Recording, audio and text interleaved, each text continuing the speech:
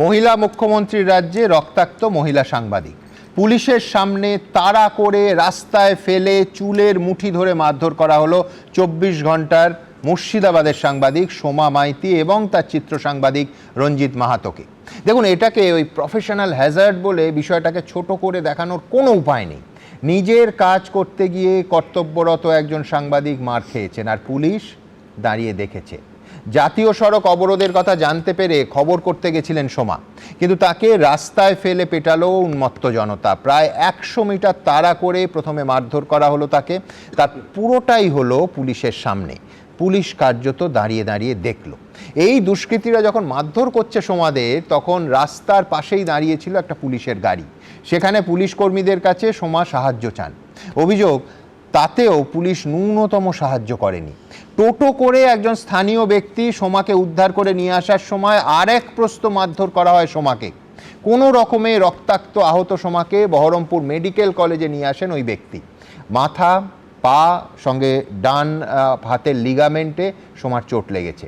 দেখুন, সাংবাদিক পরিচয় বাদ দিন, সোমা মহিলা না পুরুষ সে কথাও বাদ দিন, কিন্তু একজন নাগরিককে পুলিশের সামনে দফায় দফায় হেনস্থার শিকার হতে হবে, আর মুখ্যমন্ত্রী বলবেন মবের মধ্যে ঢুকতে বারণ করো, আর এটা আমারও হাতে নেই। কেন? বিশ্বনাথ চক্রবর্তী কি বলে?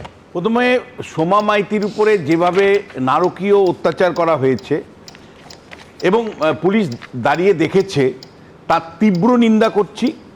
একই সাথে আমি আশা করব তৃণমূলের প্রভাবিত হলেও প্রেস ক্লাবগুলো এর তীব্র নিন্দা করবে এবং তার চ্যানেলও অভিষেক বন্দ্যোপাধ্যায় খোঁজ নিল সেটা ব্রেকিং না করে প্রতিকার এবং প্রতিবাদ করবে। কিন্তু সেটা তাদের পলিসি। আমি বলছি বিশ্বনাথ শুধু যোগ করুন, তার চিত্র সাংবাদিককে মেরে মাথাও ফাটিয়ে দেওয়া হয়েছে। একেবারে। সুতরাং আমি সেই চ্যানেলকেও বলবো যে আপনারাও কিন্তু আপনাদের সাংবাদিকদের উপর অত্যাচারকে কিন্তু আপনারা তুলে ধরুন, খুব জোরালোভাবে তুলে ধরুন। কারণ পশ্চিমবাংলা তৃণমূল আসার পরে ধারাবাহিকভাবে সাংবাদিক পেটানো একটা রেওয়াজ হয়েছে। শিক্ষক পেটানো তৃণমূল কংগ্রেস,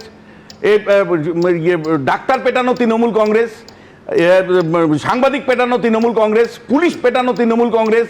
কার্যত গুন্ডামিটা তৃণমূল কংগ্রেসের রাজনৈতিক সংস্কৃতির মধ্যে ঢুকেছে। ফলে তৃণমূল কংগ্রেস এবং গুন্ডামি একটা সমার্থক শব্দের দাঁড়াচ্ছে। সুমনদা, দেখুন, আপনি জিনিসগুলো বোঝার চেষ্টা করুন যে জাতীয় সড়ক অবরোধ, আবার অন্যদিকে রেল অবরোধ। জাতীয় সড়ক অবরোধ অর্থটা কি? রেল অবরোধ অর্থটা কি?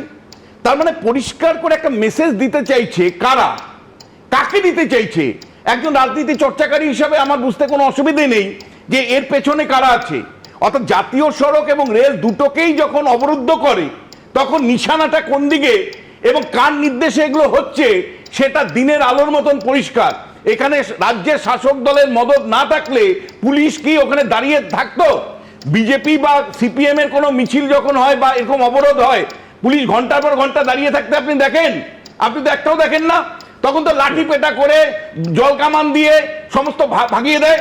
তাহলে আজকে কেন পুলিশ ঘন্টার পর ঘন্টা ওই হুলিগানদেরকে শাসন করতে দিল? এর আগে আপনি দেখেছেন চাকুলিয়াতে দিয়েছে, তার আগে আপনি দেখেছেন ফারাক্কাতে দিয়েছে। কি উদ্দেশ্য দিচ্ছে আমরা বুঝতে পারছি। উদ্দেশ্যটা হলো যে যাদের ভোটে মমতা বন্দ্যোপাধ্যায় জয়ী হন তাদের গায়ে পুলিশে আঁচড় লাগতে দিবেন না। পরিষ্কার, পুলিশ যদি মার খায় খাবে, তাতে যদি আইসি মার খায় খাবে, তাতে যদি আমার বিডিও অফিস তছনছ হয়ে যাবে। আমার সরকারি কর্মীদের রক্ষা করার দায় নেই, কিন্তু আমার ওই ভোট ব্যাংকে রক্ষা করার বিরাট দায় আছে। সেই কারণে মমতা বন্দ্যোপাধ্যায় ভোট ব্যাংক রক্ষা করার জন্যই পুলিশকে কিন্তু ওইভাবে নিষ্ক্রিয় করে রেখেছেন।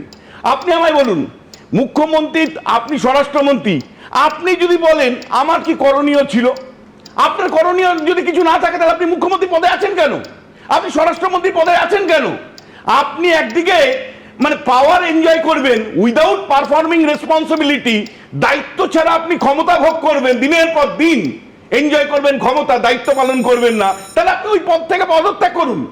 আপনি যদি দাঁড়িয়ে সর্বোচ্চ পদে দাঁড়িয়ে বলেন যে আমার কি করণীয় ছিল, আমি কি করতে পারতাম, এই ধরনের ল্যাঙ্গুয়েজ ব্যবহার করেন, তাহলে রাজ্যের মানুষ তো রীতিমতো চমকে উঠবে, তাদের মধ্যে আতঙ্ক ছড়াবে যে মুখ্যমন্ত্রী নিজে কোনো দায়িত্ব নিতে চাইছেন না। তাহলে আমরা কিসের উপর আমাদের জীবন রক্ষা করব? এবং একই সাথে আপনাকে বলি, যখন কলকাতা থেকে যাচ্ছেন উনি প্রেস কনফারেন্স করছেন, আপনি আমার বলুন যে রাজনীতিবিদরা মিথ্যে কথা বলে, এটা আমরা জেনে অভ্যস্ত যে রাজনীতি মানে হলো মিথ্যের জায়গা, মিথ্যে সব রাজনীতিবিদই কম বেশি মিথ্যে কথা বলে।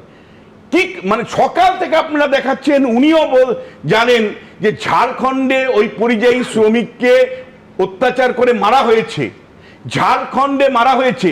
আপনি সচেতনভাবে মিসলিড করে আপনি বিহার বললেন কেন? আপনি বিহার বললেন কোন উদ্দেশ্যে? উদ্দেশ্য একটাই, সেটা হলো বিজেপি শাসিত রাজ্য বিহার। আর ঝাড়খণ্ড হলো আপনার অত্যন্ত প্রিয় মুখ্যমন্ত্রী সেখানে আছে, হেমন্ত সোরেন। সেখানে অভিষেক বন্দ্যোপাধ্যায় ফোন করলেই হেলিকপ্টার চলে আসে বীরভূমে উড়ার জন্য।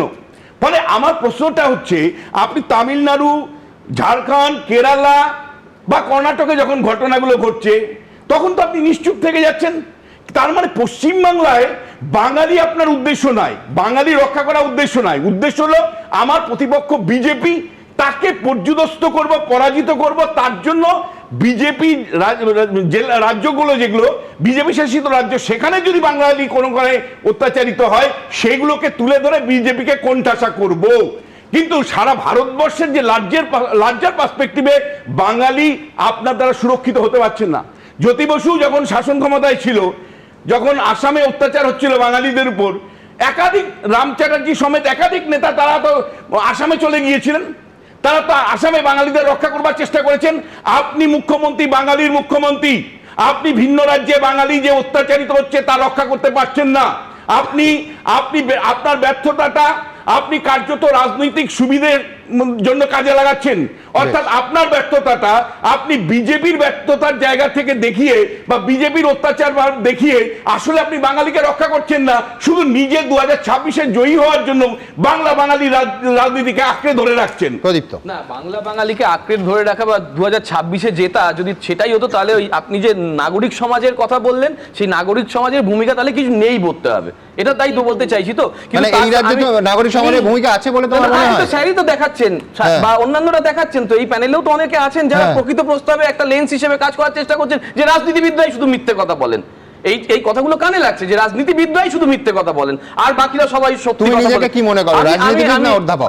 আমি পরিষ্কার বলছি, আমি এখানে রাজনীতির একজন অংশগ্রহণকারী এসেছি, না, খুব পরিষ্কারভাবে করতেই বলছি। পারো, আমার বক্তব্য হচ্ছে যে যখন বিজেপির হাতে বিজেপির নেতারা সুরক্ষিত নয়, অসিত সরকার প্রমুখরা, সে তো বুথ সভাপতি বিজেপির, তাকে কি অভিষেক ব্যানার্জি বাঁচিয়ে আনে, তখন তৃণমূল কংগ্রেসের কথা হবে না?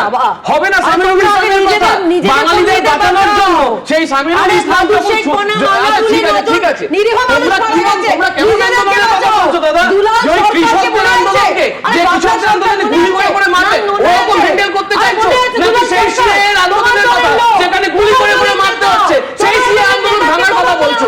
আমরা শান্তিপূর্ণভাবে মানুষকে বোঝানোর চেষ্টা করেছি, যাতে বোঝানোর চেষ্টা করে তাদেরকে আমরা একটা শৃঙ্খলার মধ্যে আনতে পারি। প্রদীপ্ত কি এইটা বলছে যে শান্তিপূর্ণভাবে এতক্ষণ বোঝানোর চেষ্টা করব, যতক্ষণ না তারা বুঝবেন ততক্ষণ সমস্ত জাতীয় সড়ক, রেল সব অবরুদ্ধ হয়ে থাকবে, আর হাজার হাজার এই রাজ্যের বাঙালি তারা ট্রেনের মধ্যে, রাস্তায়, সব জায়গায় হেকেল ঢাবেন ঘন্টার পর ঘন্টা? এবিপি আনন্দ, এগিয়ে থাকে, এগিয়ে রাখে।